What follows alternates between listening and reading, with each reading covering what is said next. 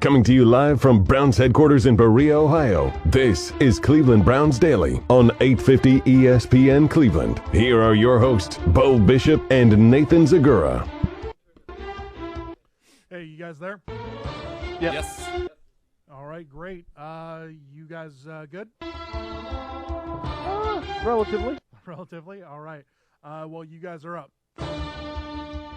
Welcome in. Let's do it live on a Friday edition of Cleveland Browns Daily. I am merely Beau. He is the great Z. We have all sorts of movement with this team. New players coming in, people in the building, luminaries, including the great Z, having conversations with luminaries that are new players. It's exciting times, kids. How you living, buddy?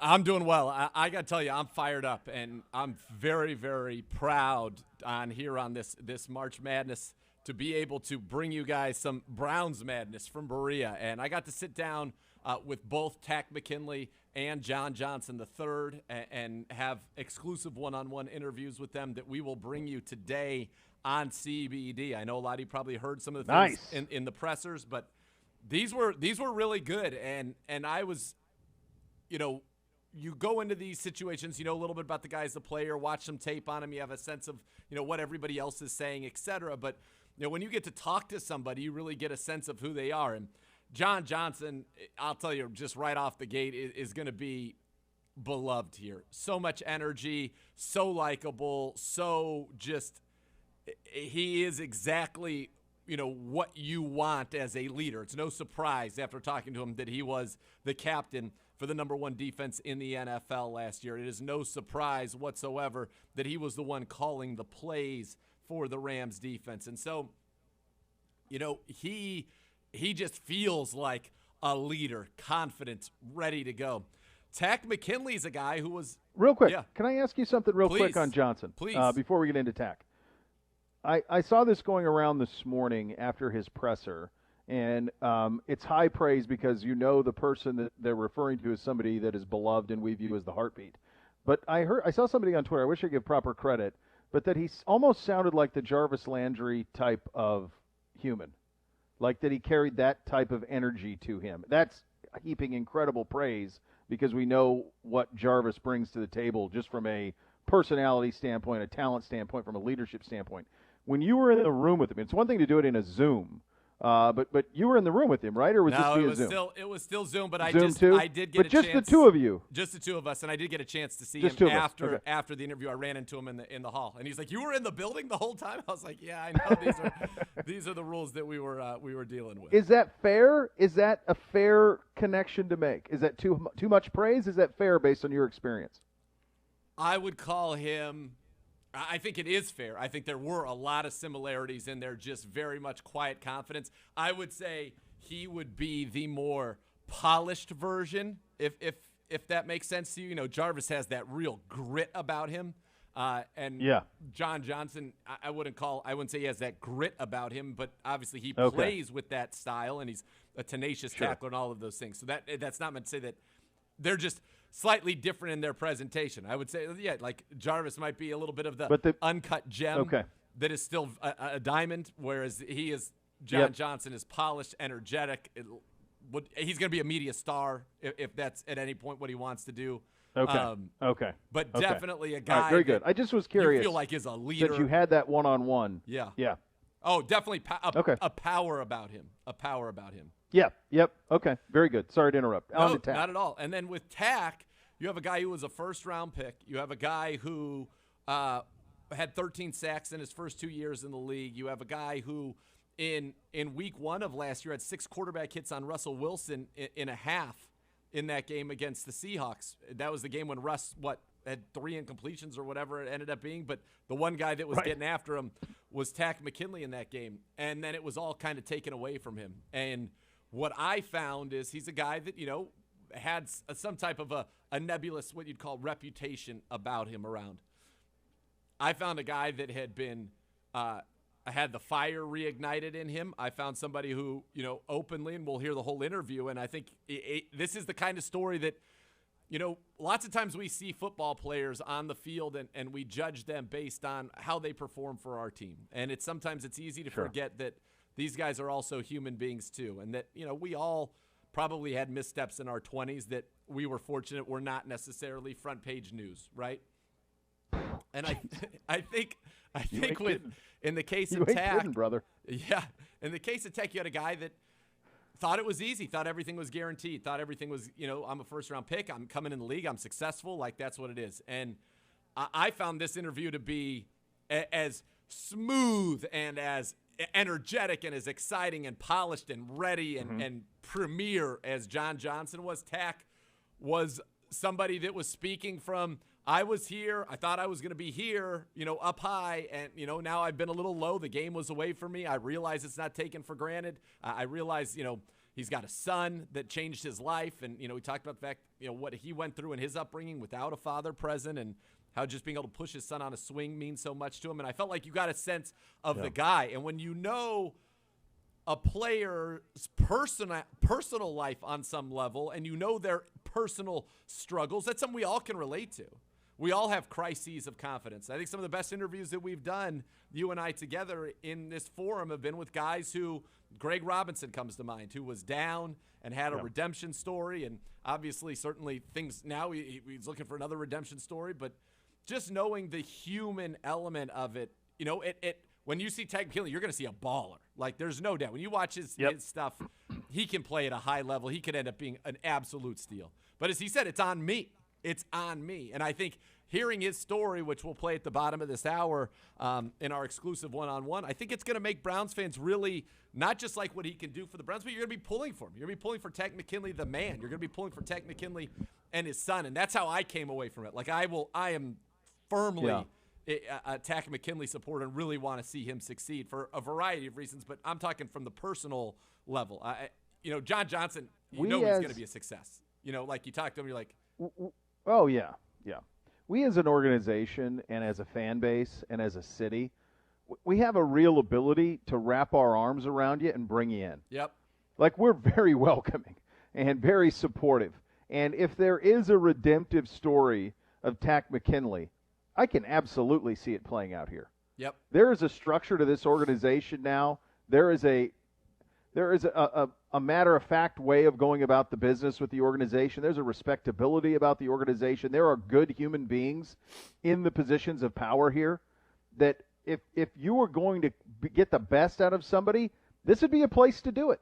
And you can't find a better way to do it than opposite Myles Garrett if it is, in fact, he will get those opportunities and certainly has the talent to play at that level. Has the production matched up to this point? No, but from the sounds of it, he's aware of that. And he's aware that it's his time to really make some plays and make things happen. So I really look forward to hearing from that. And it's interesting because as we went off the – and again, these keep happening after we go off the air. As we went off the air yesterday, a few hours after we went off the air, and we were one of the last things we discussed yesterday on the program was, okay, we have a real need at corner now. Like, this isn't about, let's go find a guy to plug. No, we need some people in here, and we need them quickly. And Andrew Berry said, well, you want a corner, boys? I'll get you a corner. What do you need? You need a corner that scored 3 touchdowns last year? Are you interested in that? Can I interest you in that? And he does. He goes and gets Troy Hill, the Youngstown native. You and I have discussed him. We've had various guests on who have discussed him as a nice fit. And reportedly, that will become a reality as well as Troy Hill, the former Ram and of course, Youngstown native, will be in the fold reportedly at corner. And so Andrew Berry addresses that yesterday evening as well. Yeah, and I'll get to Hill in just a real quick second, but the Browns have now confirmed today the signings of Hollywood Higgins. Kicker Cody Parkey is back. JoJo Natson, who we talked about. Offensive lineman Greg Sinat, who had spent a lot of time on our practice squad before the Cowboys plucked him away. And Elijah Lee, who was a special teams ace. Remember, we were talking about Preef. Jay Davis is Preef gone. Going, where are my guys? Xavier Thomas is gone. Elijah Lee came in, I think, in half a season, was second on the team in special teams tackles. So those 5 guys are back. With the Browns, Hollywood obviously being the headliner. Cody Parkey as well, who was perfect in the playoffs, had a great season and brought some real stability to that position for the Browns. But going back now to Troy Hill, and, I looked him up and I was checking slot corner coverage grade over 70, 3 of the last 4 seasons and each of the last 2. Last year, he had 3 interceptions, 8 pass breakups. Played excellent, as you mentioned, a couple of pick sixes, scored 3 defensive touchdowns. And when I was talking with John Johnson, he was joking out. He's coming, and he's a Youngstown guy, as you mentioned, and fired up to play for the Browns. And that you're having now, in joining Greedy, Grant, Denzel Ward, and Ronnie Harrison, you have 2/5 of the starting secondary for the number 1 ranked pass defense and number 1 total defense in the NFL. You said, okay, we'll take 40% in. Monson tweeted something to that effect yesterday. He said, look, who knows if everything works, but what I do know, if you have one of the worst secondaries in the league and you get 2/5 of the best secondary in the league, you've won. On paper, that's a win, and that's what was accomplished here. Yeah, that feels like an improvement, and that is exactly what was accomplished here. Yeah. And, we talk so much about the slot and the nickel, and Hill led the Rams in nickel snaps last year. Do you know who was second in the slot? John Johnson. So it's that versatility that John Johnson is going to bring with Delpit, who can cover in the slot, with Ronnie, who can come down and cover. And we'll hear from John Johnson about that, but I know he's excited about the possibilities, as is, Joe Woods. They've already talked about it, that they have an opportunity to really kind of, use this disguise, use this versatility. And John Johnson said something to me that was interesting, which was he's been on teams where you've had kind of versatile defenders as safeties, but that you had not been where they all had the same body type. He goes, myself, oh, that's Grant, interesting comment. Ronnie, we're very similar in not just our skill sets, but our body types, and that's going to allow complete disguise because we really, truly can all do the same things. And he said, I'm excited about that, and I know Joe Woods is excited. Joe Woods hasn't stopped smiling since the announcement, not even the announcement, since it was the reports of this signing. He obviously knew being here in the building, and now you bring in Troy Hill, a guy who's going to play his heart out for the Browns. It means something to him to be back here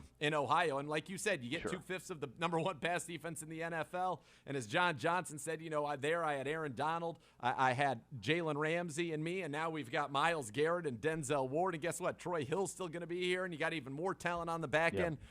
It's pretty exciting. I still think you need more in that room. But when we talked about yesterday, okay, this is the one pressing need, and we went through the names, and Troy Hill was at the top of our list.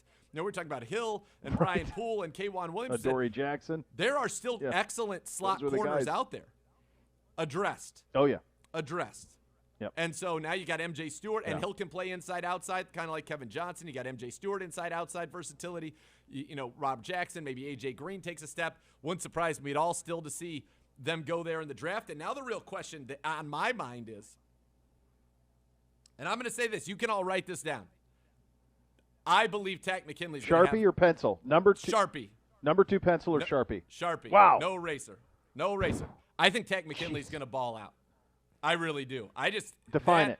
Define it. Because people are saying, well, of course, Zegura, of course. Define it. Ball out. Give me a number. Give me something. Is he going to play the majority of the snaps opposite Myles? Is there a sack number? How are you going to define ball out? Career high. You said Sharpie, so I'm going to hold your feet to the fire. Career high 8 or more sacks. I mean, look, if somebody gets injured, they get injured. But provided that he stays healthy, career high 8 or more sacks. You can't help that. And now I'm really curious. Sharpie it. I'm really curious where we go early in the draft. I'm really curious. Well, what I thought, and this is what the great organizations do. You approach the draft without the idea of need. And what that allows for you to do is draft the highest rated player on your board regardless of position.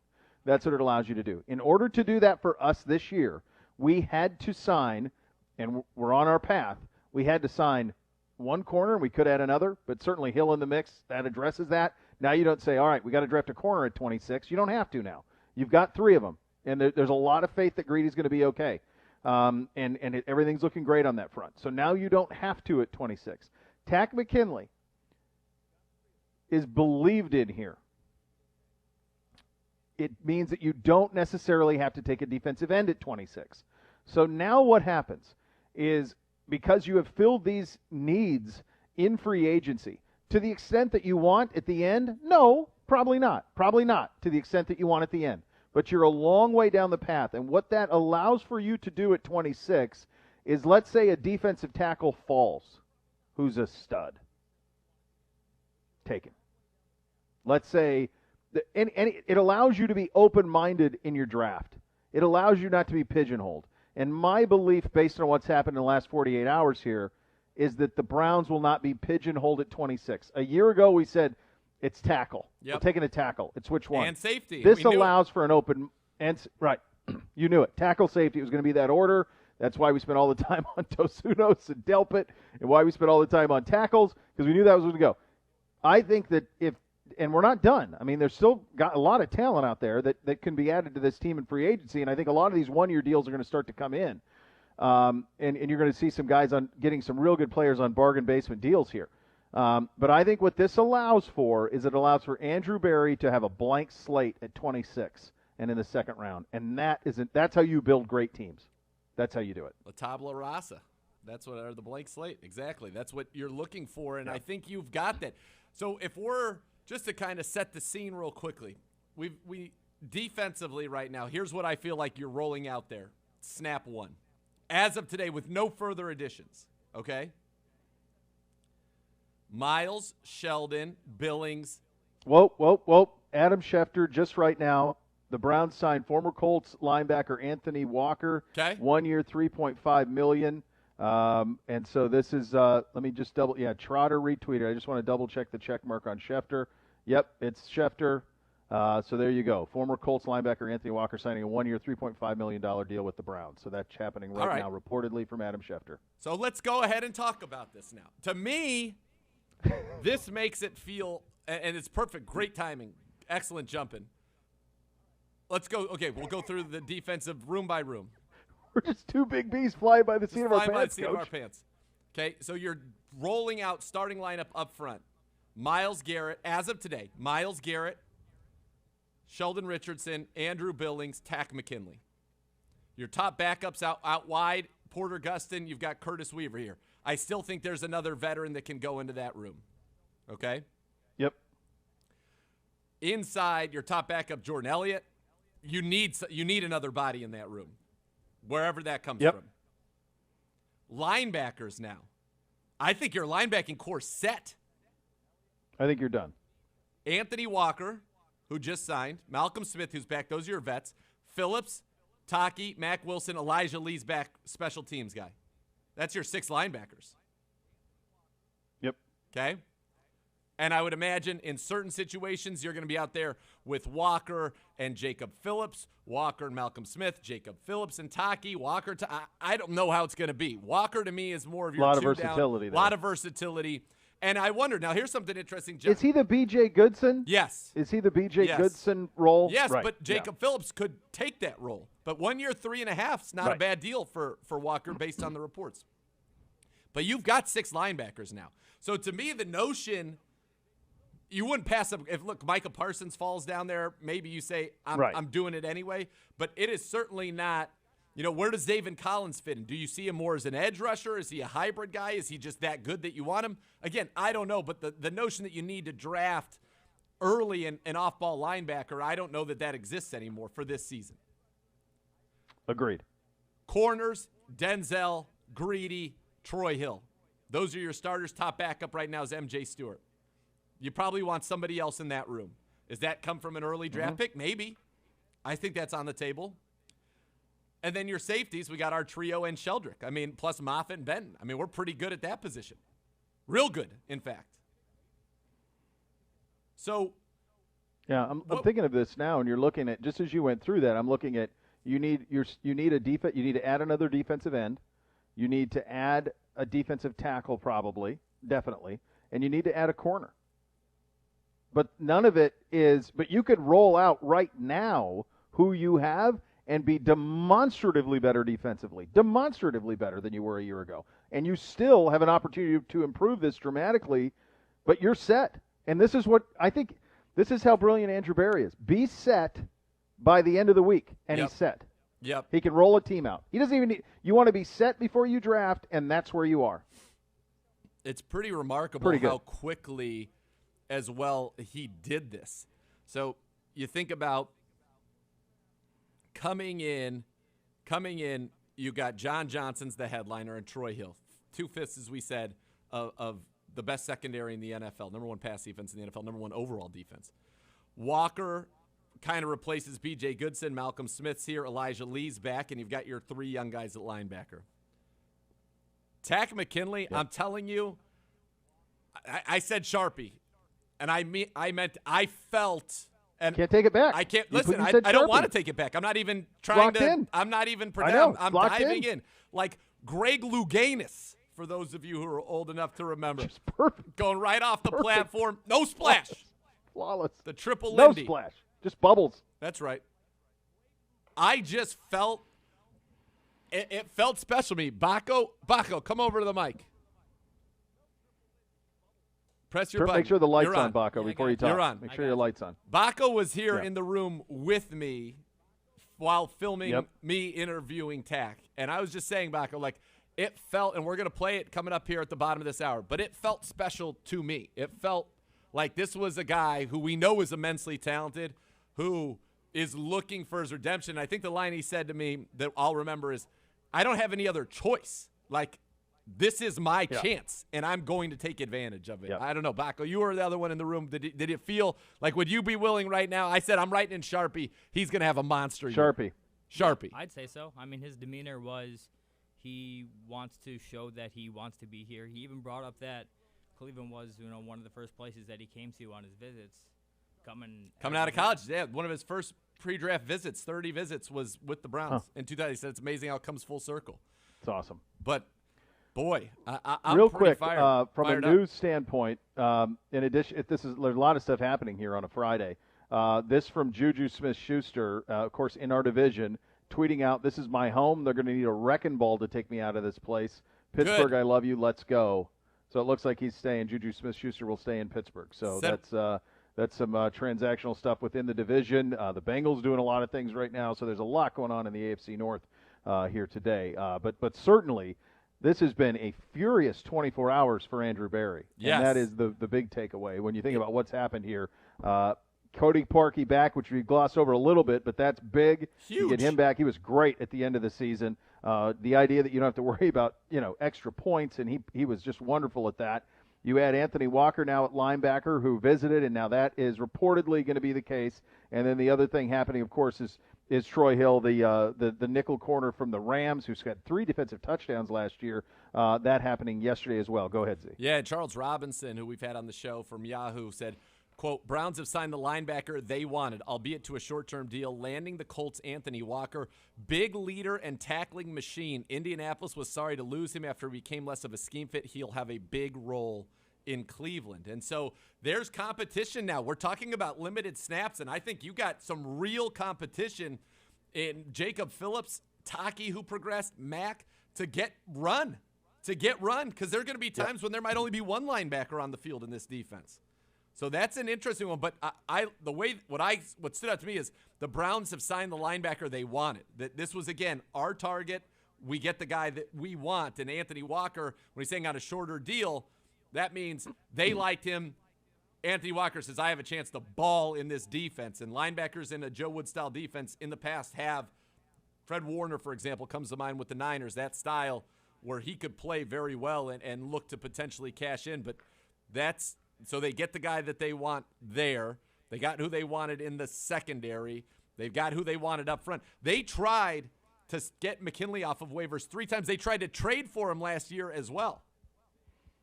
We have coveted him. We talked about him a lot last year. So they've, Andrew Berry coveted him for a long time, and now certainly a reality. So this has been a pretty wild Friday. I mean, we have Geno Atkins released in the division. Riley Reif to the Bengals this morning. The Juju deal is interesting. Reportedly taking far less to stay in Pittsburgh, was offered far more to go to Baltimore, but stays in Pittsburgh where he wanted to be. Kansas City, too. It's what Rappaport, Juju to the Steelers on a 1-year deal. He had better offers from the Ravens and the Chiefs. Wow. Good. I like it. Stay here. Bring it on. I like it too. I inspire think he's a worthy adversary. I think he's a worthy Definitely. adversary He's over very there, and good I like having that over there. Yeah, and I think from a this is something that we kind of hit on early in the week. The wide receiver market is largely non-existent.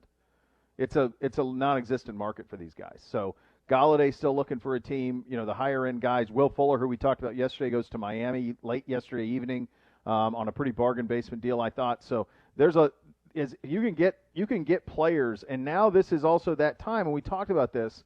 And does Andrew Berry still have anything else up his sleeve here in free agency? There certainly will be opportunities on one-year deals, and we saw this with Walker and probably others, to get some really quality players on one-year deals. But what he's done to this point has been awfully impressive. The idea that the Cleveland Browns will be able to go to the NFL draft and not have to draft a starter, of course you want to, but you don't have to, is a remarkable position of power.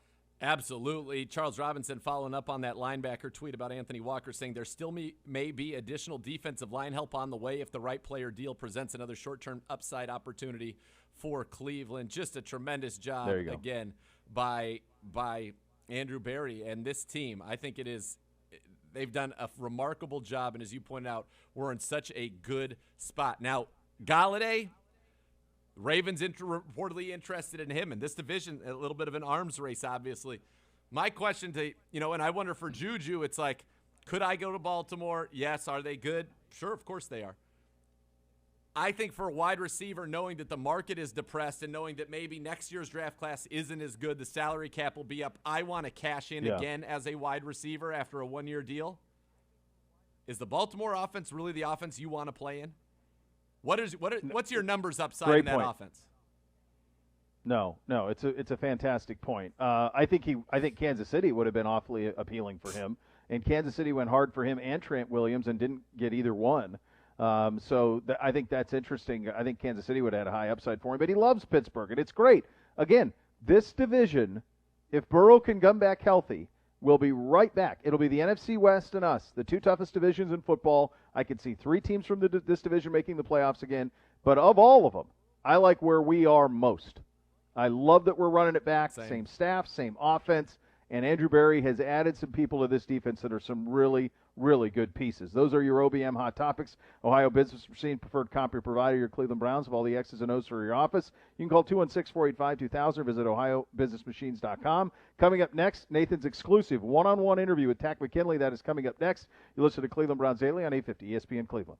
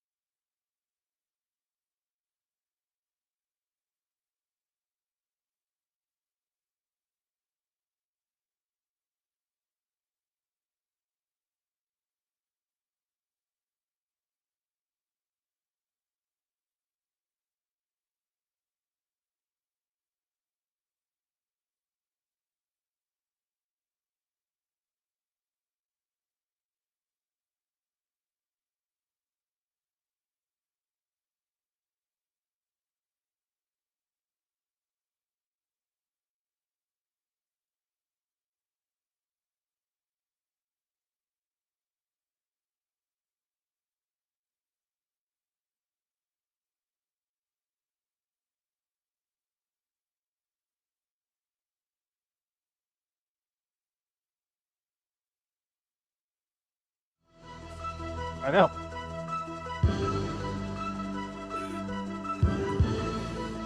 Cleveland Browns Daily on 850 ESPN Cleveland. You guys ready? Yep. All right, you were up. If your game plan for this season includes buying or selling a home, Howard Hanna Real Estate Services has you covered. Visit howardhanna.com/go Browns today. And reportedly, we have buttressed our linebacker room with Anthony Walker signing on a one-year deal and gaining some high praise from a former teammate in Indy, my friend. Yeah, from an all-pro Darius Leonard. He said he was asked what kind of players Cleveland getting in Anthony Walker, and he said, amazing player, man. He does everything the right way. It sucks that he's leaving, but Cleveland is gaining a dog. He's a great leader, and he's going to lead your defense to be great. I will truly miss him. I give him a lot of credit for my success. I wouldn't be me without him. That is high praise. That's interesting. Indeed. You think about that, buddy. Before we get to the McKinley exclusive one-on-one you did, Johnson, leader. Yep. Walker, leader. Yep. It's no surprise whatsoever. No. That they want a certain type of individual, and they are willing to believe in talented individuals that maybe have not reached that level of leadership or maturity that they think are on the path to doing it, or that have demonstrated to them, to their satisfaction, they can do it. It's why Kareem Hunt was extended here. They believe in what he's shown, and guess what? You got a great player and a great guy who is rehabilitating himself and becoming a better person every day. And Takk McKinley, and this is the first interview he's done since joining the Browns, the only one-on-one that exists. And this one was powerful to me. It was. This felt powerful to me. Like, we got into it a little bit. You'll feel it gets a little deep into kind of his ups and downs, and I think this is a kind of guy that you Browns fans are going to love. He is supremely talented. You just put on the tape, you just go to YouTube even. You don't have to put on the tape if you don't have access to it. Put on his highlights, and you see a guy who explodes off the edge. You see a guy who can get around the corner. You see a guy who is relentless, will run down plays from the backside, a big hitter. And you think about, just watch the game that they played against the Seahawks this year. And in fact, in the middle of the interview, I mentioned one of the things I'd watched on tape of him in that game. And he got breathless and stopped talking and was like, I'm just reminiscing. He's hungry. And I think we in Cleveland, we can relate to that, right? We can relate to somebody who is hungry, somebody who, has that belief in themselves, but everybody else is telling them they're one thing. And they're like, you know what? No, I'm not. And I'm going to show you. And it's on him to do that. And I think he knows that. And I think that, to me, is what is so cool about it. And so let's take a listen. Your newest defensive end, former first-round pick out of UCLA, Takk McKinley. Very happy now to be joined by You guys are down. of the Cleveland Browns, defensive end Takk McKinley. And Takk, you are dressed to the nines for this occasion. I love to see it. A fellow Bay Area guy. Welcome to Cleveland on behalf of all these fans. This great organization. I know everybody is very excited to have you here. Man, I'm excited to be here. Very grateful for the opportunity. Very excited just to be, a Brown and continue to build on their success. And I'm thankful to be here, and like I said, I can't wait. I can't wait to help. So when you were kind of going through this process and looking for where you were going to continue your football career, what led you to Cleveland? To be honest, it was pretty simple. It was pretty simple. I mean, they tried to claim me 3 times before. Yeah. Tried to trade before. You knew they liked you. You knew they were into it. I knew they liked me. So I'm like, the 5th time's go be it. So it was very easy. And like I said, just the culture change, and like you see it. I mean, the league see it. Everybody sees it. And there's nothing more I love to be a part of that and help continue to, change what people think about the Browns. You know what I'm saying? Absolutely. Look, you're a former first-round pick yourself, immensely talented, 13 sacks your first 2 years in the league. How excited are you for the opportunity to play on a line with Myles Garrett? And I know you had success early with Vic Beasley when you two were in Atlanta together, and now to have a guy like Myles Garrett opposite you. Was that a little bit of part of the appeal as well? Actually, nah, not at all, man. I just wanted to come. No, it was. Like, I'm very excited. So like I said, just to join this D-line group, with Myles Garrett, Sheldon Richardson, and just to be able to, bring what I could bring to the table, which is, being a dog. I'm someone that's, I don't take nothing from no one, and just to be able to, be on the other side of him and just to, continue to create pressure and just continue to help win games. And I'm very grateful and very, very appreciative to be able to do that.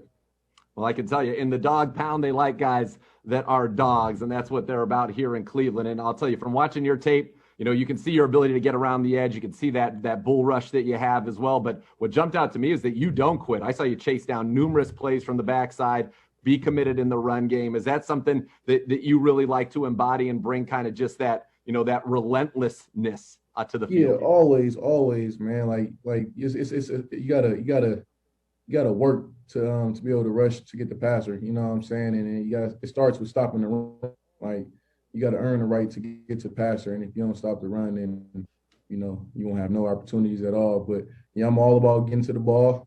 Good things happen to the ones that run to the ball. So my mindset is just always 100%. Just go fast, nonstop, and just wreak havoc as best as I can. And like I said, I can't wait to be in the stadium. Hopefully this year it'll be packed and experience. Why everybody speaks so highly about Cleveland fans. Like, I can't wait. I cannot wait.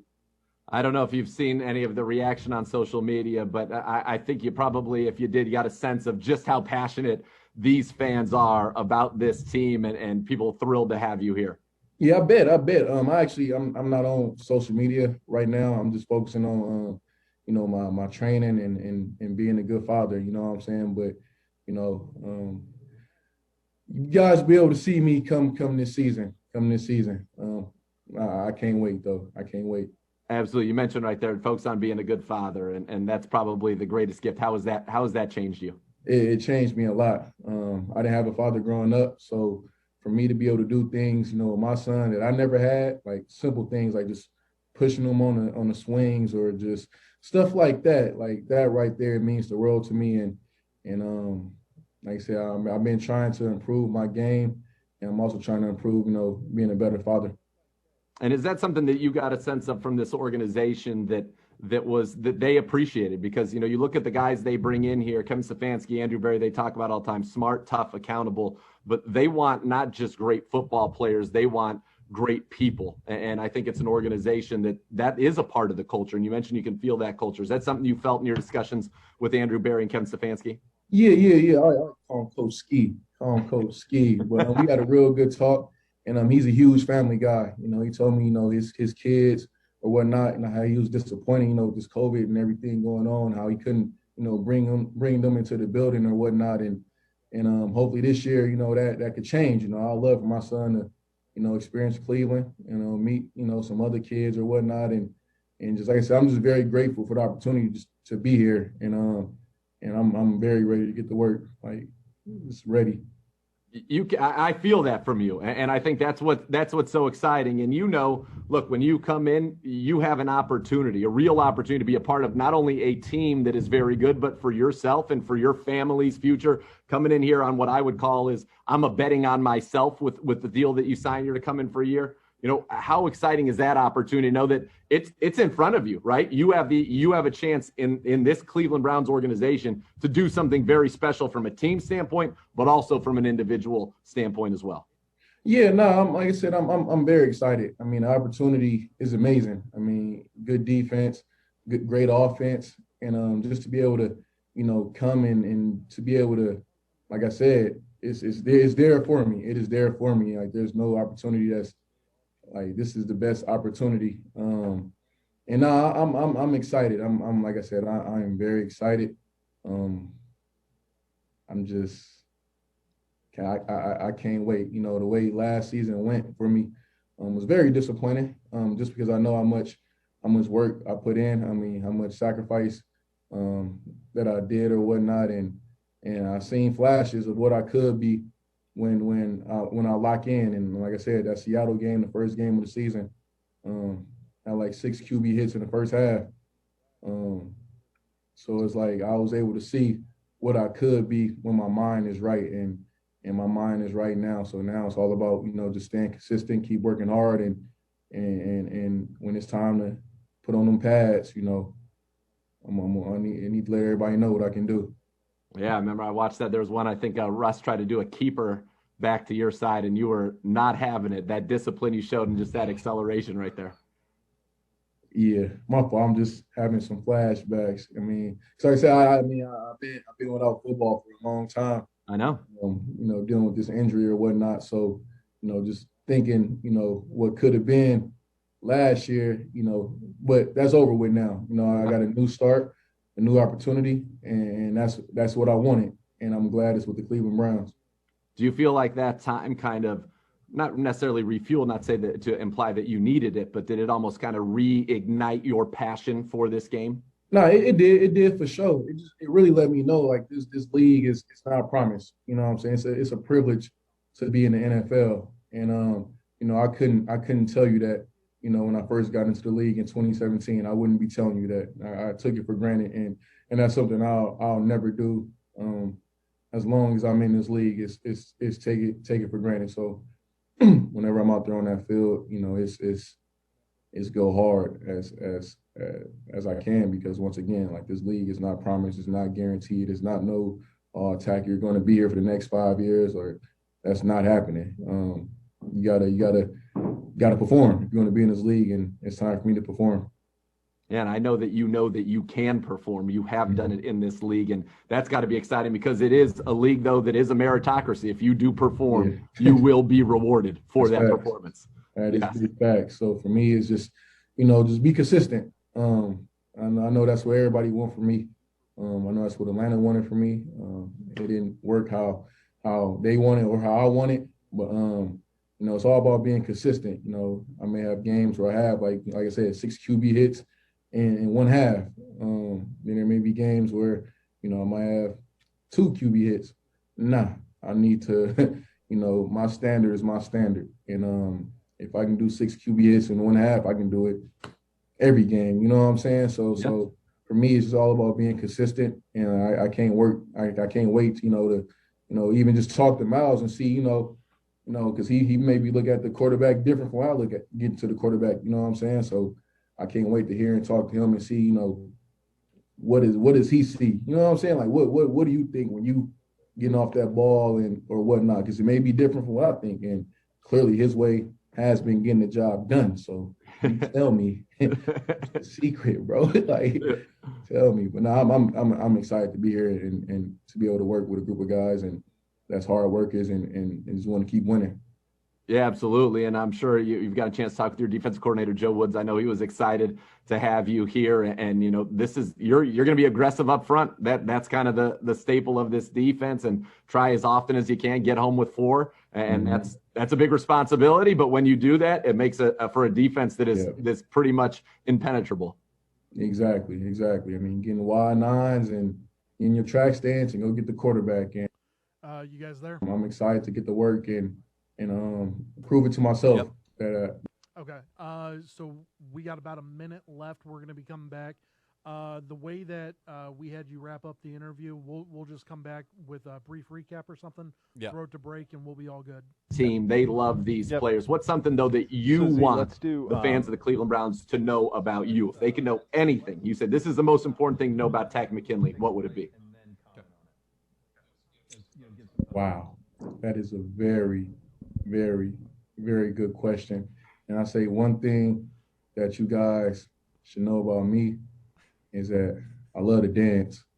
I love to, like, if I get a sack, it's going to be a good dance. So just know it's going to be something. I've seen some of that on the highlights. I've seen some of that. It's going to make you laugh for sure. I'm always thinking of new ways to do my little dance after I get to the quarterback. Lately I've been getting to the quarterback. However, that is about to change with the Cleveland Browns. So I'm excited. You're ready to dance. 10 seconds, stand by. Takk, welcome to the Browns. Looking forward to seeing many, many sacks and many, many dances here. Can't wait. Thank you. I appreciate it. I appreciate you. You were up. One of the for the kids out there listening, if you're going into broadcasting, and Z does this with every guy we get the first interview. The last question, he says, "What would you like the fans to know about you?" And it seems like, it's a question that you get to know these guys over the course of the interview, and then you hit them with that, and it inevitably gives some of the most either raw or fun. It's the widest discrepancy because they really are speaking directly to you. the fan in that moment. And you can only ask that question after you've gotten to know him and created a rapport. If you do that out of the gates, you're not getting anything. You're going to get coach speak. But because you're a big B as you are, you do a great interview, you get to know the guy, he feels comfortable with you, and then you elicit the response you get. Sometimes it's emotional, sometimes it's I like to dance, and it's fun. But that is always one to pay attention to, kids. It elicits a great response. It's a good job out of you. There's a lot we learned from that. We will go over what we learned from it coming up next. You'll listen to Cleveland Browns Daily on 850 ESPN Cleveland. You guys are down.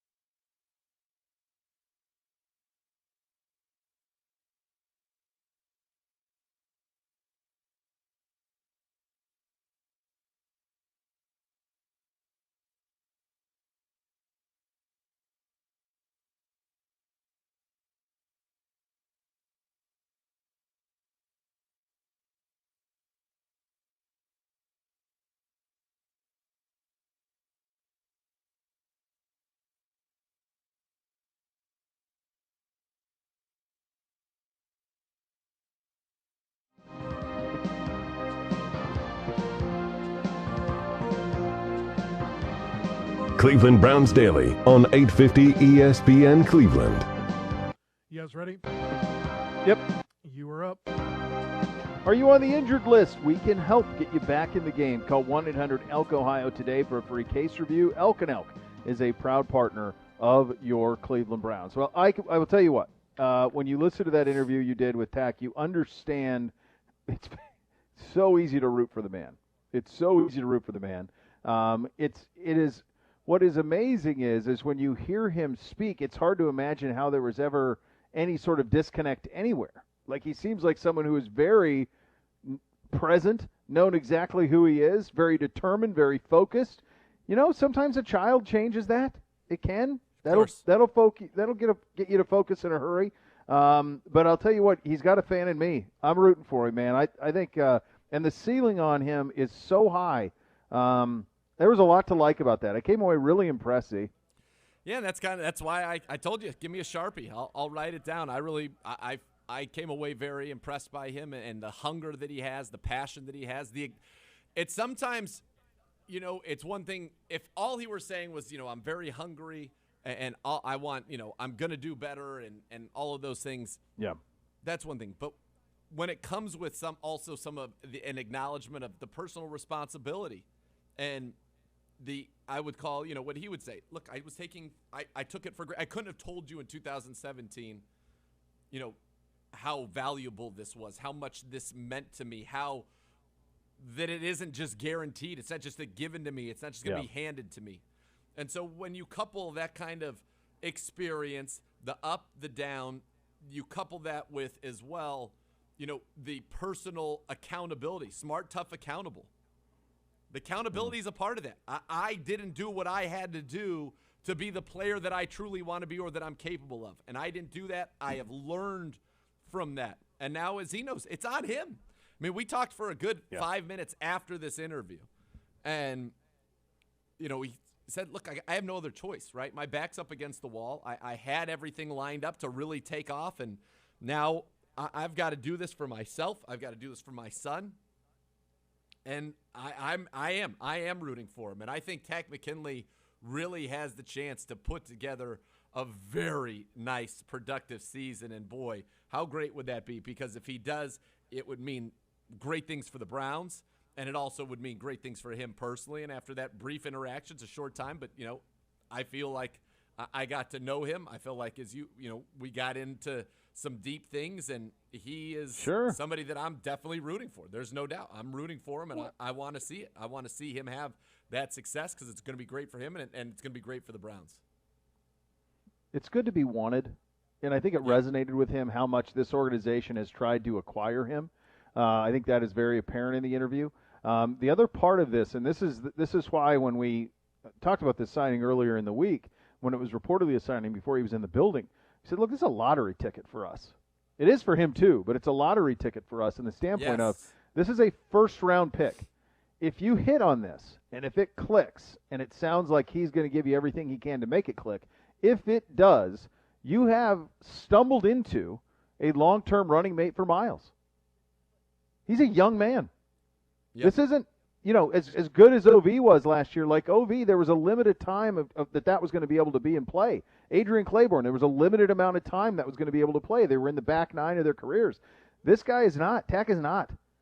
Not in any way. So there's a potential here for this to be a really nice fit for a long time for both us and for him. And a nice window into him. It's a good job out of you on that. You'll hear your interview with John Johnson coming up in the second hour of the program.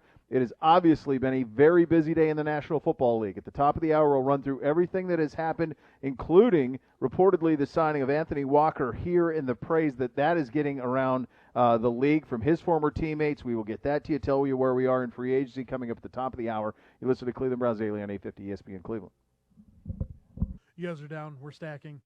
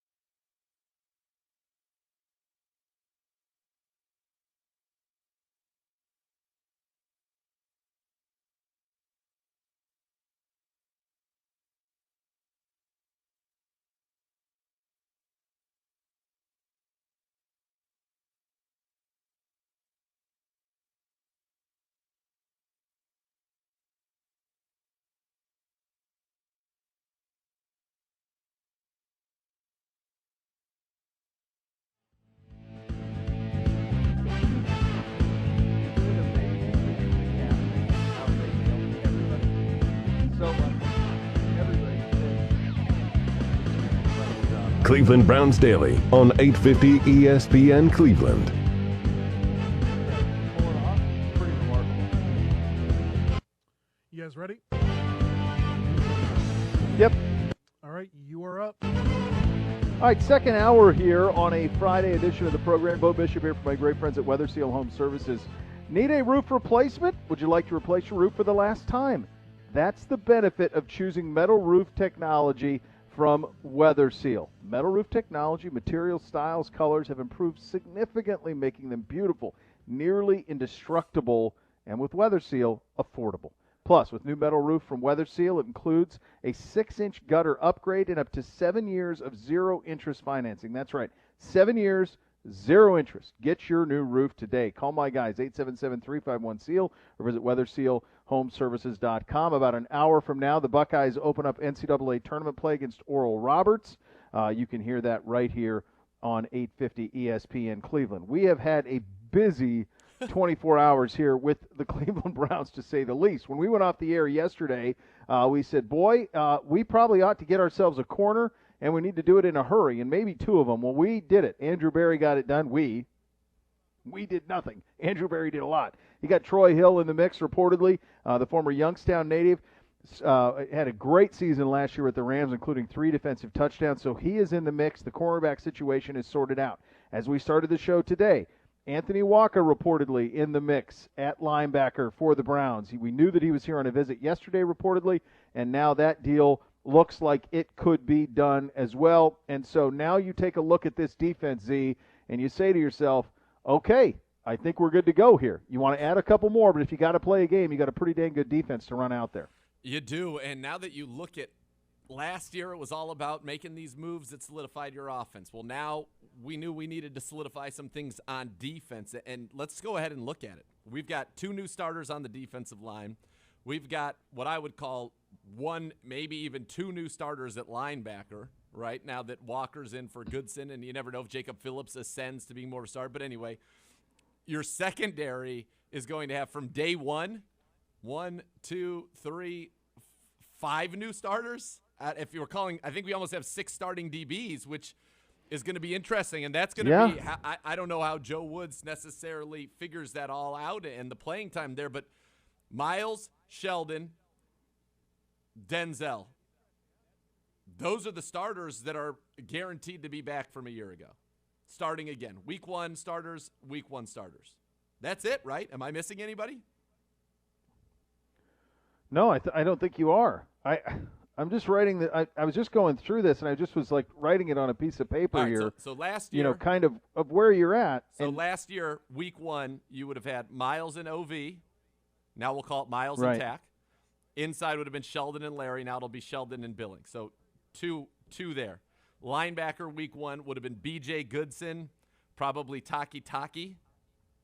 Now it's going to be Phillip Walker, maybe Taki, maybe Phillips, whatever. Secondary week 1 was Denzel, Money Mitch, Tavier Thomas, who then became Kevin Johnson. Oh, that's right. Andrew Sendejo, Carl Joseph. So we're not done. We haven't even drafted anybody yet. And yet this defense is completely different, and the back end of this defense brings back exactly 1 starter, and his name's Denzel Ward.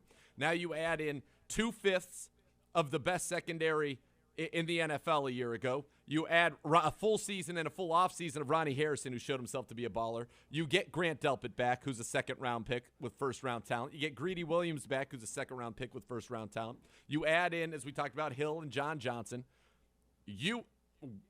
Our defense has been remade. Not to mention the fact that we keep talking about leaders and leadership. Darius Leonard, who was an first-team All-Pro as a rookie, is talking about how he's going to cry. What a leader. You don't understand the impact this guy had on the locker room. And so John Johnson's going to have an impact on the locker room, just like Jarvis, and I think that's where you were going with that. We'll hear from John Johnson. You'll see he's got that contagious, since that's the Jarvis word, contagious personality. Walker's a leader. You've remade this defense already. We're not even – and you haven't drafted. Did free agency start on Wednesday? Was that this week? We're not done with free agency, and you haven't drafted. Or was that last week? No, it was this week on Wednesday. Doesn't that seem like an eternity Wednesday, ago? Coach. Yeah. Yeah, because, it's just a remarkable thing. Competency is and excellence. It's a plan and the 3 Ps that we talk about. And there's patience to it. There's discipline to it. And it's refreshing. And to be able to sit here 2 days after the official start of free agency at the end of the week when legal tampering began on Monday and say by the end of the week, if you needed to run out a defense that would be vastly improved from what you ran out a year ago, you could. And you're not done with free agency and you haven't drafted. And it puts you in a position now to be very choosy in the rest of free agency. I think there's going to be a run on really talented guys on one-year deals here that are going to start to happen, and it allows you to be in that mix. And you can shoot for the fences if you want. You can do anything you want. And it allows you in the draft, and this is the most important thing. This is something, guys, that the Ravens have been able to do for years. It's something that the Steelers have been able to do for years, is not have to draft for need. We don't have to draft a left tackle. We don't have to draft a safety like we did a year ago. We needed to. That's the reality of it. We need a left tackle. We needed a safety. In short order, in a year on the job, Andrew Berry is putting you in a position to where you can now draft the best player on your board. That is a freedom that opens up a lot of possibilities, and it allows for the way that this group is drafted, sustained success. That is a remarkably warm blanket for a franchise that needs it. Yeah, and, it's just such a crazy way of doing business. And that the draft this year, in what they've accomplished in this week, it's so funny because, you could be on Twitter on Wednesday or, Monday, Tuesday, whatever, and people are like, when are the Browns going to do anything? When are you do? What? You got to just be patient. And I think maybe Scott Pioli, even though at the time we didn't love the answer per se, had it right. Who cares what I say? Who cares what anybody says? Andrew Berry's going to get it right. Just get out of the way. Give him time. Did you see? You and I were pretty good until yesterday. We were worried about the corners. I was worried yesterday at corner. Sure. I'm like, But I we started to knew get it a was little gonna come. nervy, like, for sure. And you were, and to answer it by the end of the day is basically ABC. And don't worry, boys, I got you. Let me take care of you. We'll handle this on Thursday. And he has. I still think. Look. Yeah. You could add, as Charles Rumsey said, another defensive tackle. We need somebody else in that room. We need another defensive end, most likely, whether it's a veteran to pair with the youngsters and McKinley and Gustin and Curtis Weaver, or if it's, maybe it ends up being an early pick that you're grooming for long term, but because of Tech McKinley, you don't need him every down. And then you could all of a sudden have some situations where you got a young stud pass rusher, McKinley and Myles Garrett on the field together. Maybe they look at Weaver as that draft pick. We don't know. We don't know what the answer is. But what we do know is at this point, Andrew Berry's track record and his ability to target and focus, and it goes back, as you said, it's the 3 Ps, right? The plan, the preparation, the plan, and the process to implement the plan. It's all there, and you're seeing it play out. And not only the quality of player, the quality of leader that they're getting, how important and how much that is stressed. It's awesome. I don't know if you saw this. You're not hard of seeing. I retweeted it. You don't follow me on social, so it's possible. Yeah, I don't follow you on social. You didn't see it. And ignore anybody. We've got these Twitter investigatory journalists, as they say in Zoolander, who have been looking it up, and for some reason it's an error. I've asked because I had, one of those things where you're like, oh, man, I thought, when you thought you won the lottery or at McDonald's, you thought you got Boardwalk or Park Place. Meanwhile, you watch the documentary, you realize it was all rigged. Didn't have it. Where it says that you do follow me. It's not true. No. So fake news. Anybody who sees fake that, tweets. It doesn't mean it. It's more. Erroneous. I think it's been done. No. Frankly, I believe you've conspired with them just to torture me to make me think you follow me when you don't. However, I retweeted this. McNeil at reflog _18 said, watching all these Andrew Berry offseason moves, and then he put the meme. It's I think it's Kendall Jenner, Kylie Jenner. I don't know which one's pregnant. I should be more up on pop culture, but I'm not sure. And he says, watching all these Andrew Berry offseason moves, and then the picture under is one of the Jenners saying, next thing I knew, I was pregnant. It's a screen grab, obviously, from one of the Keeping Up with the Kardashians. Britton Berry, our general manager's wife, Andrew Berry's wife, responds to this with 2 words, true story. I mean, that's where we are right now. This is the synergy. This is the level of organization that we're operating. That, to me, legendary. AB going legend this week, his wife going legend as well. His wife responded to Reflog. To Reflog and said, true story. True story. I mean, that's good. Is that not good? That's good. That's good. It's weird that I didn't see that because I do follow Reflog. I do follow him on social. So that's. Oh, so you had not seen that before I mentioned it? You didn't know what I was talking about? No, Wow. until I was made aware by you. Now that there you go. A couple other things, and then we're going to get to this exclusive one-on-one that you did with John Johnson III, which is extraordinary. A couple other things around the division and around the league. Juju Smith-Schuster, nobody would have had this. Nobody. He was gone. He is back with Pittsburgh. I think there will be a lot made that he took less. The deals are all pretty similar. I think what it more likely is, and you touched on this in the first hour, is can I be the main or one of the main targets in Pittsburgh, or what type of versus what type of numbers can I put up in Baltimore where they offered him, in Philadelphia where they offered him, and even in Kansas City where he'd probably be the third option. Yes. Well, for sure he'd be the third option in Kansas City. So on a 1-year deal, let me stack some numbers in Pittsburgh. I like it here. I'm not diminishing that. I like it here. Let me stack some numbers and get back into free agency next year. But he will stay in Pittsburgh, and I say good. He's a good adversary. He's a good football player. Geno Atkins, released by the Bengals. This is a little surprising because we thought when Larry went down there, of course, he was a mentor of Larry Ogunjobi, and you thought, okay. But Geno Atkins released there. They do sign Riley Reif, and he was told by them that he would play right tackle. So they address tackle down in Cincinnati in that way. And then did you see that they traded Ryan Finley to the Texans? Another the Texans have now acquired Tyrod Taylor and Ryan Finley, would lead me to believe that Deshaun Watson will be traded. Yes. And that's where I'll leave my comments on Deshaun Watson's situation right now. Yes. Yep. Anyway, Geno That's where Atkins, I like that you brought him up. Is he the kind of guy that maybe you say, let's 1-year deal, throw him into the mix? I would love it. Billings is here, familiarity. Right?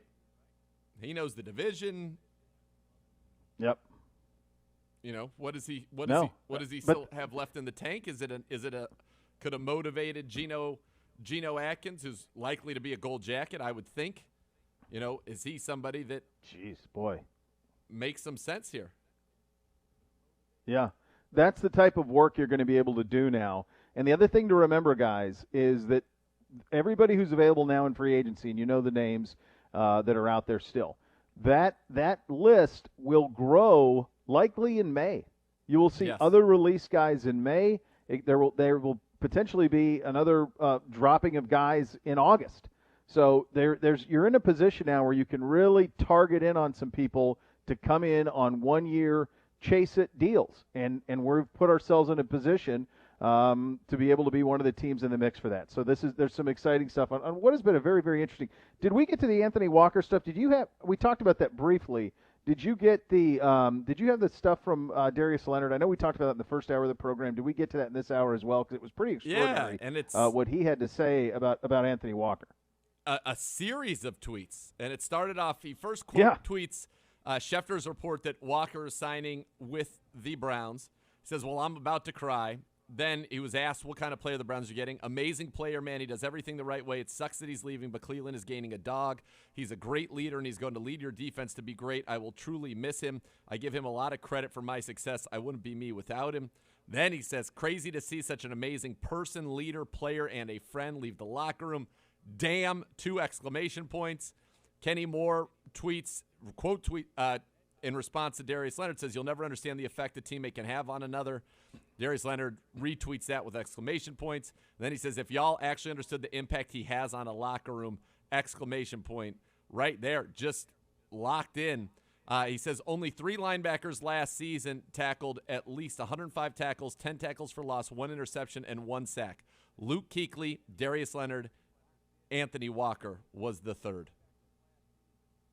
Yeah, and there you go. So the crown jewel of this week, though, is John Johnson. He is who this organization identified and went and got right away in free agency. Z went one-on-one with him. It is an extraordinary interview. You will hear it coming up next. You're listening to Cleveland Browns Daily on 850 ESPN Cleveland. You guys are down.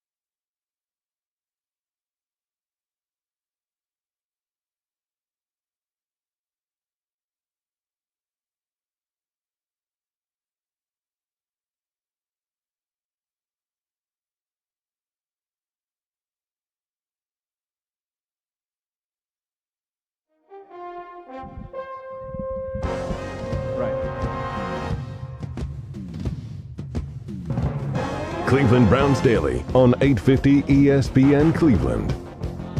You guys ready?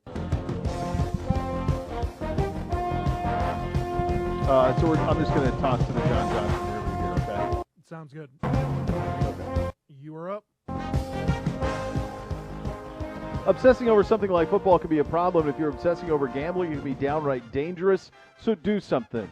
Find a hobby. Take your mind off it. If you want some tips, they have them for you. KeepItFunOhio.com. Great ways to keep gambling fun.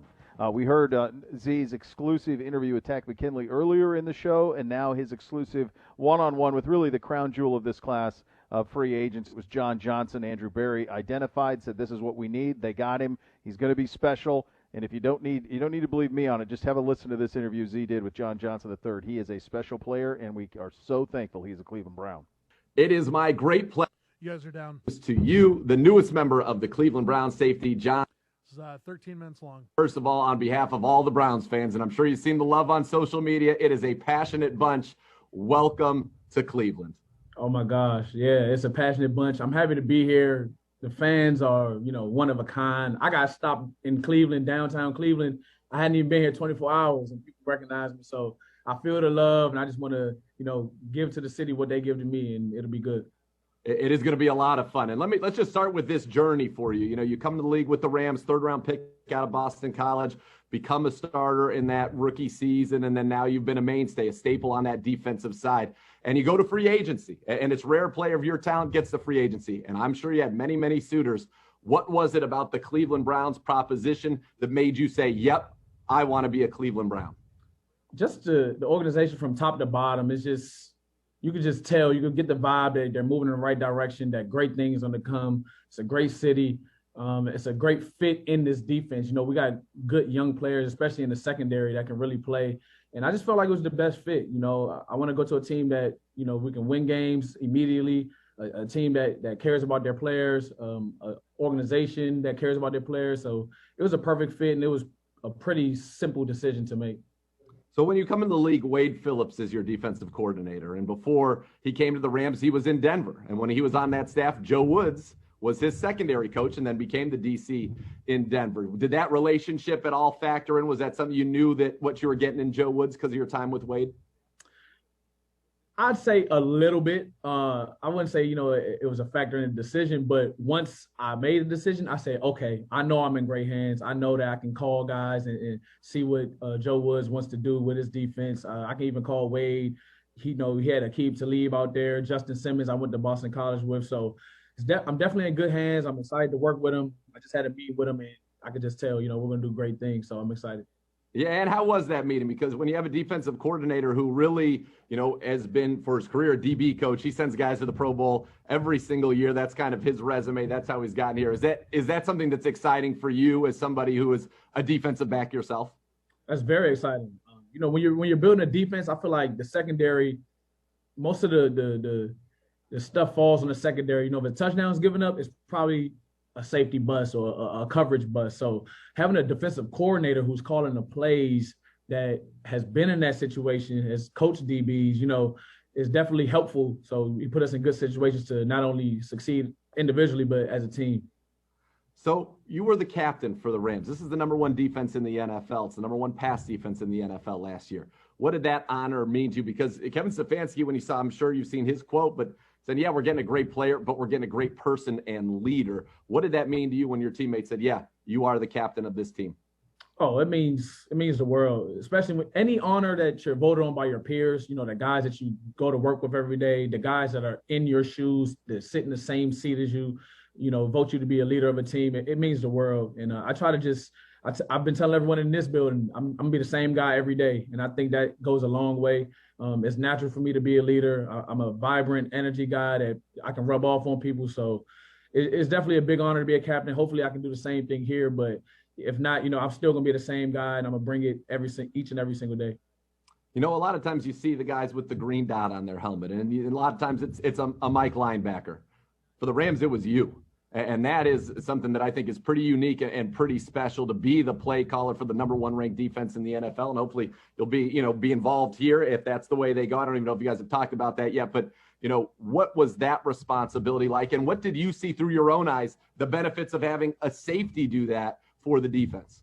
Yeah, safety, you see everything. And I was a guy that, you know, within our defense, within our team, we knew that I wasn't going to leave the field. You know, whatever package we were in, whatever situation it was in the game, I wasn't going to come off the field. I played 100% of the snaps, and we knew that coming into the season. So being that glue to a defense, especially a top-ranked defense like we were, you know, it just meant the world. And Coach Staley and I had a good relationship from day one. You know, as soon as he got the job, we chopped it up, and I feel like he knew from then that I was going to be him on the field. So just having that knowledge of what he wants to get done in coverages and schemes and fronts, you know, it went a long way, and it was a true honor calling the plays as well. And, you know, hopefully I could do that here, but if not, you know, I'm still going to be that same guy. I'm still going to tell everyone what I see and give tips, tricks, and stuff like that. So it's going to be fun, and I'm excited. How would you describe yourself as a player? I'd say versatile, and I say I feel like I'm the glue. You know, I feel like if I leave the field, you know, you're going to feel it. Like, things are going to be uncomfortable. Things are not going to be the same. Like, there's a trust. There's like a connectedness, you know, when I'm out there on the field. And I feel like coaches see that, and I feel like organizations see that, and definitely my teammates do. So I just want to get in day one, you know, show my personality, show my leadership, and hopefully, you know, it'll rub off on people. There's no doubt that teams around the league saw that. We know this. We've had a lot of national reporters on our programs here who have told us that you were highly coveted in this free agency period. And in fact, some even said flat out that you came here despite having, from a financial standpoint, potentially better offers on the table. So when you are in that situation as a free agent and you say, you know what, this is the place I want to be. You talked about the culture. You talked about all of those things. I think that's a strong statement. And I'll tell you, I think that's a real statement about where the Browns are now, that a player like John Johnson III would say, you know what, thanks for the offer. I appreciate it. I want to come be a part of something special in Cleveland. Yeah, you look at the team, they were in the playoffs, won a won big games, won close games. All those things play a major role in being a young team. A quarterback's young, the secondary's young. The coaching staff, they're fairly young. It's just like an energy and a buzz that you get that you want to be a part of. And, a few dollars, I can make that, another way, endorsements or something. I don't know. I can make that. Money is money. You understand what I'm saying? So it's just, you don't want to miss out on the opportunity of a lifetime just for a few dollars. And that's the thought process that I had to go into. Opportunity of a lifetime. Let me tell you, the fact that you're saying that about joining the Browns is going to be music to Browns fans' ears, because they've waited a long time for it. And you're right. We're on the precipice. Team that went, to the divisional round of the playoffs, and you know all about it. And you know all about playing in big games. You played in an NFC championship. You've played in a Super Bowl. And let's go back to that NFC championship, because it's one thing to play in big games. It's another thing to make big plays. And it was your interception in overtime in that NFC championship game that propelled the Rams to the Super Bowl. Is that does that burn that fire inside of you, knowing that, look, I was there, I've been on the biggest stage this game has to offer. I just want to get back there, and I already know I can make big plays on that big stage. Definitely. And I feel like this is the perfect place to do it. Browns fans been waiting for a Super Bowl for how long? You probably can tell me better than I can. So, this is the stage. As long as you can. Yeah. So this is this situation that we're in right now. And I feel like it's a wonderful opportunity. And I feel like at that moment, it was just me being in the right place at the right time and being a guy that my teammates can rely on to make a play. It wasn't any miraculous thing. It was just me doing my job, me reading my keys, me being accountable and doing my job. And, good things happen when you do those things. Now that once you decided to come in, have you talked to any guys on the team? Has anybody reached out to you, and what's that experience been like? Yeah, I reached out to Baker. Just say, hey, I'm John. I'm here. We're excited to work together and stuff like that. I haven't had a chance to reach out to many defensive players. I know Troy Hill. He's coming from the Rams as well. So I was going to ask you about that. Were you doing a little recruiting as well? So that's a familiar face in the building. And but I'll reach out to guys a little more. Mac Wilson reached out to me. He's training in California, so I'll link up with him when I get back. But I wasn't recruiting Troy. I feel like he might have had a few options, and once he saw that one, he was like, let me get back with my boy. So I probably played a little part in it, but I'm just happy to have him here, and I can't wait to meet the other guys. Yeah, and he's a local guy as well, Youngstown. So you've already sensed the passion. And if I'm not mistaken, it was early in the 2019 season. Sunday Night Football was here, and you got to see First Energy Stadium. And, we missed that last year. We missed that here. We got to have 12,000 people at the end of the year for the playoff clinching game. But, man, to be in front of all those people, and I'm sure Troy's told you the passion that this city has for this team, I'm sure you've got to be looking forward to that. Oh, yeah, I'm looking forward to it. The dog pound is going to be in full effect, especially after sitting out for a year. We got a new buzz. It's a great team coming in, and we're going to need everyone. So I'm looking forward to it. It's going to get crazy at First Energy. Who was your football inspiration? Oh, that's a tough one. I've always liked Ed Reed. Just all-around guy, can do everything. Ball hawk, plucks the ball out the air. I've seen him play. He's a demon on special teams. So, he's always just been like a football player that I've always admired, regardless of, playing safety. But that's just a cherry on top. But he's always been like a great football player that I've admired. Yeah, well, you talk about versatility. You've played some free. You've played some strong. You were second on the Rams last year in snaps in the slot. So you have that versatility, and you're joining a safety room now with Ronnie Harrison and Grant Delpit, guys who have versatility. And I know your defensive coordinator wants to see all three out there together. And, as a defensive guy, one of the last things you have, right, is disguise. That's one of the last things you have against these offenses. We know what the rules are. We know how the rules are tough for you defensive backs out there. but to have three guys in the room who have some versatility as well, is that something you're excited about and something maybe you haven't experienced as much in your time with the Rams? Oh, I'm very excited. Just like you said, we're all three similar body types. With the Rams, we've had versatile guys, but we've all been like kind of different. So having the same body type, you definitely have, as an offense, you have to be like, okay, where is he now? Where is he now? We're just to try to get a jump on things. And disguise is huge. We want to make the quarterback have to read things after he snaps the ball, not really get pre-snap reads. And we're going to make it hard on guys. And I know that just talking to Joe Woods the short time that I did, we're going to do that, and we're going to do it really well, and I'm looking forward to it. All right, so this is one last thing I got to ask you, because when I went through all your stats and watched a lot of your tape, this is what stood out to me. Obviously, we know you can cover. That's clear. We know you are a sure tackler. At 2 seasons, over 100 tackles, you don't miss tackles. But how in the world do you play as many snaps as you do in today's NFL? And I think you've only had 2 penalties called against you in your entire career. That, to me, is crazy. I'm sure it's something you pride yourself on. You are not giving away any free yards. How did that come to be? Because I think that's I've never seen anything like that. Yeah, and to be honest, they were bad calls. I know. You were wrong. Look, see, I wasn't gonna say it. I wasn't gonna say it, but they were debatable calls. So yeah, I just think it comes down to technique and fundamentals and being disciplined. You want to play the game the right way. The football guys, they appreciate that. You don't want to be out there grabbing and holding guys. That's bad football. You want to play good football with professionals, and I try to do that each and every snap. So, I've had 2. They were, debatable, but I just want to play hard, play as hard as I can without, playing foul, if that makes sense.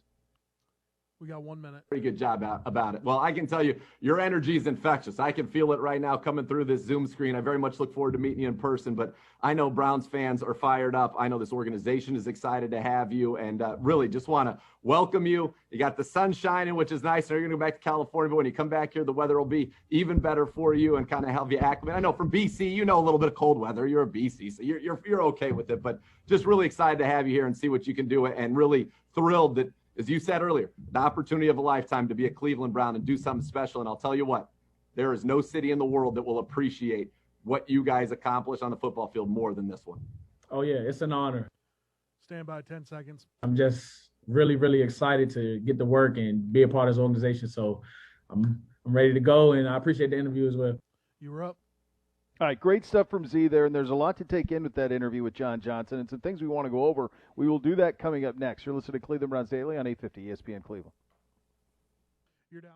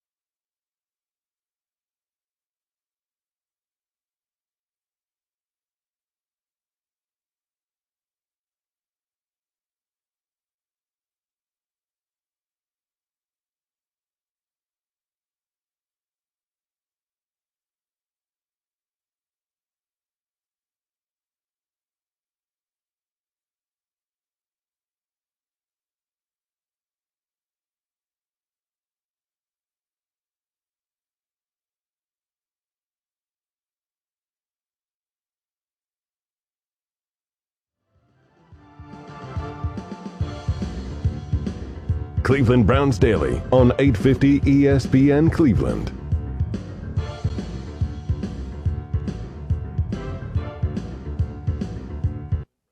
You guys ready? Yep. All right, you were up. Be sure to catch the latest edition of the best podcast available, presented by Key Private Bank. Out now wherever you get your podcasts, wherever you get youtubes.com/Browns. It's a free. Is it? I thought you were doing this one. This says it's a free agent breakdown with the Ibs boys, but I thought Clooney was called in, and you're now in the credits. There were two. There's one that was free agent, and then we did a bonus one talking about Hollywood Higgins coming back to the squad, and Malcolm Smith got an interview with Malcolm Smith as well. So there were two this week, and I was on one of them when Gibbe was on vacation. So in that instance, Clooney is in the credits. Yes. Yeah. Correct. Yeah. Not just guest starring George Clooney, but really in the credits. Full on. I'm like the first person you're going to see. Full on. Full on. John Johnson's impressive. He's impressive. Very. Versatile is when I thought about our defense and what's been done. Those are I wrote those three words down. Versatile. I thought it was interesting the comment about body type. Playing with three guys that all have the same body type, because the NFL has been so rigged for offenses that the only thing you can do on defense is disguise and fool. That's it. So if everybody can do similar things, it's kind of like, and I think Jake said this yesterday on with us. It's kind of like basketball. It's kind of positionless. Like, you just want people who can fly and tackle and cover, and if you have three of them that all look the same as a quarterback, how do you know who's coming, who's going, who's dropping, who's covering? So that was a beautiful thing, I thought. Obviously, the headliner, you just think of long-suffering Browns fans, and obviously all I know is winning, so I don't have the pedigree of that suffering. But the thing that jumped out to me is the line when you asked him, he said they were in the playoffs, won a playoff game, young quarterback, young staff. The buzz, if I would have missed this, it would have been missing the opportunity of a lifetime. They said, I'm not going to miss the opportunity of a lifetime for a few dollars. Yeah, remarkable. I mean, and I jumped right on that. I said, wait. You don't even understand what that means to this town. The fact that that's the reality. That is the reality of the situation that's that who you are. The Cleveland Browns are in. That John Johnson, the third man who's played in a Super Bowl, received opportunities, received more money offers elsewhere, said, why would I risk the opportunity, missing out on the opportunity of a lifetime? Coming to signing with the Cleveland Browns is the opportunity of a lifetime in the eyes of John Johnson III. That's where we're at. That's where we have come. That's what has been built by the players on the field, by Kevin Stefanski and his staff, by Andrew Berry and Paul DePodesta. Look no further. The guys in the league know. Yeah. They know. That should tell you all you need to know about the direction of this organization right now. Yeah. It's something that, you think about all the things that have to factor in for this to happen, and it's something that, we talked about all the time. But the play of Baker Mayfield after the interception in the Cincinnati game, if that play doesn't happen, this doesn't happen, because this is a quarterback league. And if you don't have a franchise quarterback, you don't have a chance. And we do. And Baker fixed it on the fly. His leadership, I thought it was interesting that Tack said that Baker reached out to him immediately. Obviously, John had already talked to Baker. That stretch of play, you can draft fantastically everywhere. You can hit on free agents, but if you don't have the quarterback, there is only so much interest other people can have in joining your team. And the play of our quarterback this year and having one of those allows for all of it. It's something that every free agent that we talk to mentions. Great young quarterback. It's all part of it. Everything you said is true. And everything that John Johnson said is true. This is the reality here. And it's going to be this way for a while. Because if you pay attention and you look at the age of the best players on this team, they're about all between 24 and 27. So this is going to be this way for a while. This is one of the best young teams in the NFL that is in a window for a championship. And that's the reality. And it's one that you're going to have to get used to around here. And my guess is you won't have too much trouble getting used to it. But it's where you are. We will wrap up the week. Take a look at what could be coming for the weekend. The Buckeyes coming up in about 15 minutes in the NCAA tournament. You have that to look forward to, which is nice. You listen to Cleveland Browns Daily on 850 ESPN Cleveland. You're down. Great job.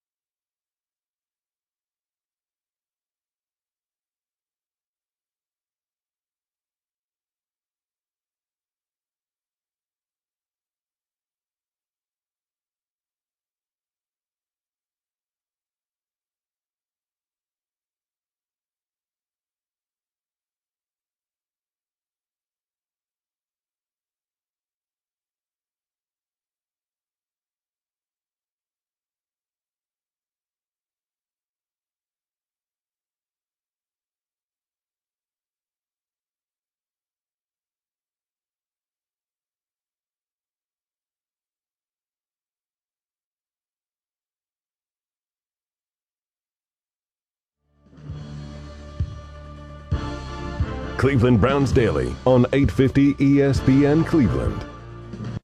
You ready? Yep. You are up.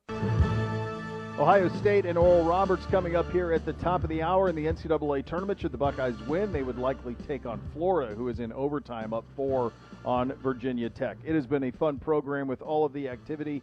In a normal show, we would spend quite a bit of time on the NFL's new television rights agreement deal, a 10-year, reportedly $100 billion deal, which will be $10 billion a year in NFL revenue from media rights, which is just an extraordinary thing, and it speaks to the power of this brand. The big thing, I think, from a fan's perspective would be just the Amazon Prime on Thursday nights as the exclusive provider of those games. Another thing that would be interesting, of course, would be Monday Night Football being able to flex after the 12th week. ABC getting Super Bowls in 2 of the years for the first time in a long time since they've been in the mix with that. And then the DirecTV and the exclusivity of the Sunday Ticket is now gone. So those would be kind of the headlines from a fan perspective. Yeah, and that, you wonder if you've seen a lot of people shift away from satellite, and that was really the last hook that DirecTV had. Yeah. And now it's gone. Right. Is that going to be Is that going to be anywhere? Is there going to be Sunday Ticket? So there's ESPN Plus has streaming rights, but I was looking at it. I got my hands on something from CAA, and it looks to me like the ESPN Plus will stream. Some of it also looks like that streaming will be allowed on CBS through Paramount Network, of course Viacom, and that Peacock Network will have streaming. And so I'm wondering how that's going to work, if you'll be able to stream any of the games on those platforms, or what it'll look like. Because you think to yourself, is ESPN Plus going to be streaming CBS and Fox games on ESPN Plus? That would be an interesting dynamic. Making that work. Sure. Yeah. The incredible this is possible, though, and this is why this season we knew it would be played. It's possible because this is the best league in the world, because you can be as important in Cleveland, Ohio, as in Los Angeles, in Green Bay as is New York, the Cowboys and the Steelers. Those markets have very little in common, yet all of those franchises have the same amount of importance. It is unlike any other league in the world with that, and it's something that allows for you to sign television deals like that one, which is going to be extraordinary for the health of the game going forward. Yeah, it's huge. That is a big deal. There's no doubt there. 1 minute. No doubt in my mind. I mean, to think that there is anything else in live television that even rivals the NFL is folly. There is nothing. Nothing. They're like ropes off the Goodyear on an island of one. Else. That's right. Great job out of you all week long, my friend. Great stuff on those interviews, as I knew that you would do. It's a giant B job out of you. We are back on Monday with more fun. The Buckeyes coming up next. Thanks for listening, everybody. Have a great weekend. You listen to Cleveland Browns Daily on 850 ESPN Cleveland. You guys are down. Great job. Thank you. All right, see you, buddy. Thank you. Have a good one. Go Bucks.